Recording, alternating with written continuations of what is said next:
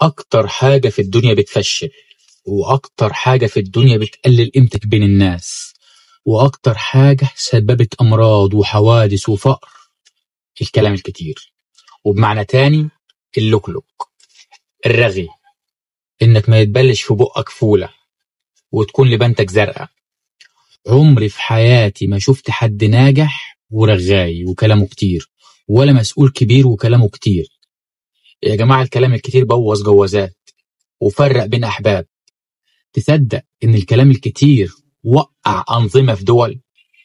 ورسولنا الكريم صلى الله عليه وسلم أمرنا نقلل الكلام، وقال إن الرجل يتكلم بالكلمة ما يلقي لها بالا يهوي بها في النار.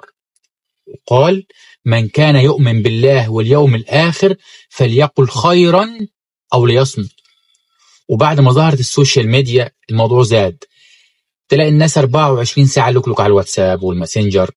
فحاول تقلل الكلام، ما هو الكلام الكتير إما بيكون غيبة أو نميمة، ودي طبعا ذنوب تودي في داهية، أو كلام عن إنجازاتك وبطولاتك وإنجازات أولادك، ودي برضو بتودي في داهية.